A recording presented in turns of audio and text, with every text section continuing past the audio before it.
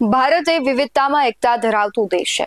સામાન્ય રીતે આપણા દેશમાં અલગ અલગ જાતિના ધર્મના બધા જ લોકો પોતાની સંસ્કૃતિ સાથે જીવતા જોવા મળે છે, પરંતુ રાજ્યમાં એક કાયદો લાવવાની વાત છે જેનું નામ છે યુસીસી, જેમાં જે દરેક ધર્મ અને જાતિ આધારિત જે નિયમો છે તેને બદલે સમાન કાયદો લાવવાની એક વાત આવી છે। પરંતુ આ બધાની વચ્ચે જ્યારે આજે ગૃહમાં એ કાયદાને લઈને ચર્ચાઓ થઈ રહી હતી, એ દરમિયાન ક્યાંક વિરોધના સૂર ઉઠ્યા છે, ઘણા બધા સવાલો પણ થયા છે। નમસ્કાર, ગુજરાત BS9 TV ન્યૂઝમાં આપની સાથે હું ભૂપતિ વિશાવડિયા। છેલ્લા આમ તો ઘણા સમયથી યુસીસી નો જે કાયદો છે તેને લાવવાની વાત ચાલી રહી છે। અત્યારે બજેટ સત્ર બાદ જે વિધાનસભામાં ચર્ચાઓ થઈ ત્યારે આજે નાયબ મુખ્યમંત્રી દ્વારા જે આખો કાયદો છે તેના વિશે વાત કરવામાં આવી હતી।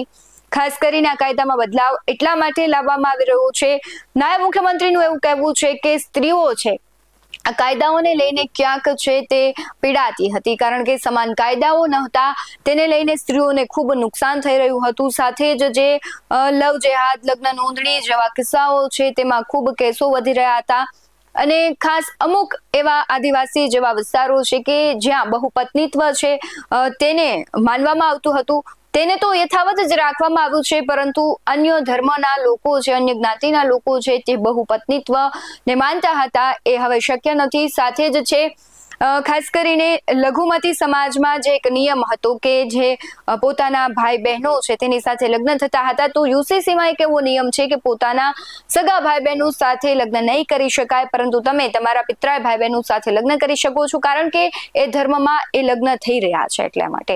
અને સાથે જ જે પ્રોપર્ટીની વાત છે કે જેટલો દીકરાનો હક છે માતા પિતાની પ્રોપર્ટી પર, એટલું જ હવે દીકરીઓનો હક છે। એટલે આ બધા જ કાયદાઓ લાવવાની એક વાત થઈ રહી છે, ત્યારે આમ આદમી પાર્ટીના ચૈતર વસાવાની પણ પ્રતિક્રિયા આવી છે, સાથે જ અમિત ચાવડાએ પણ ગૃહમાં વિરોધ નોંધાવ્યો હતો।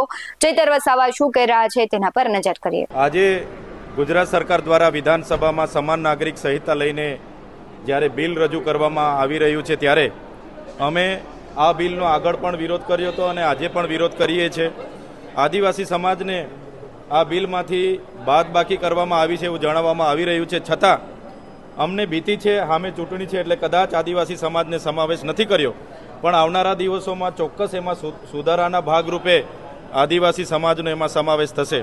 આપ સૌ જાણતા હશો જે પ્રકારે એક વર્ષ પહેલાં સમાન નાગરિક સંહિતાની કમિટી જ્યારે જિલ્લા કક્ષાએ સામાજિક, રાજકીય, ધાર્મિક અને તમામ પ્રકારના આગેવાનોની જ્યારે અભિપ્રાય લેવા માટે આવી હતી, ત્યારે ગુજરાતમાં 80% જેટલા લોકોએ આનો વિરોધ નોંધાવ્યો છે। એટલે લોકમતની વિરુદ્ધમાં જઈને આ બિલ લાવવામાં આવી રહ્યું છે, ત્યારે આ બિલનો અમે વિરોધ કરીએ છીએ। આજે તમે ગુજરાતમાં જોયું હશે, શું અમે સરકારને પૂછવા માંગીએ છીએ, શું આ બિલ લાવવાથી સામાજિક સમરસતા થઈ જશે? શું આ બિલ લાવવાથી રાષ્ટ્રીય ભાવના મજબૂત બનશે?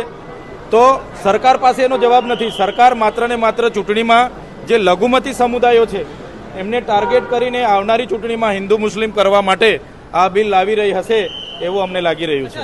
હાલમાં બંધારણ બન્યું અને બંધારણમાં દીવાની કાયદા, ફોજદારી કાયદા બધા છે જ, બાળ લગ્ન ધારા પણ છે, હિન્દુ મેરેજ એક્ટ પણ છે, વારસાઈ ધારો પણ છે અને દત્તક ધારો પણ છે, છતાં સમાન નાગરિક સંહિતા લાવવાની શું જરૂર પડી?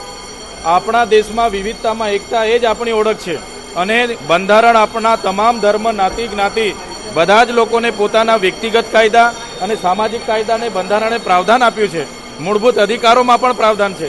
તો સમાન નાગરિક ધારો લાવવાથી મને એવું લાગે છે કે ચોક્કસ જ્ઞાતિઓને ટાર્ગેટ કરવામાં આવશે અને લોકોને લગ્ન નોંધણીના નામે, લિવ ઇન રિલેશનશીપ નોંધણીના નામે અને છૂટાછેડા માટે કોર્ટમાં લાઈનો લગાડવી પડશે એવું લાગી રહ્યું છે। યુસીસીના નિયમને લઈને તમારું શું માનવું છે કમેન્ટમાં જરૂરથી જણાવજો। બાકી આવા જ વધુ અહેવાલો સાથે ફરી મળતા રહીશું। તમે અમારી યુટ્યુબ ચેનલને સબસ્ક્રાઇબ કરવાનું, અમને ફેસબુક અને ઇન્સ્ટાગ્રામ પર ફોલો કરવાનું ભૂલશો નહીં। બાકી અવનવી અપડેટ્સ મેળવવા માટે આપ જોતા રહો BS9 ન્યૂઝ। નમસ્કાર।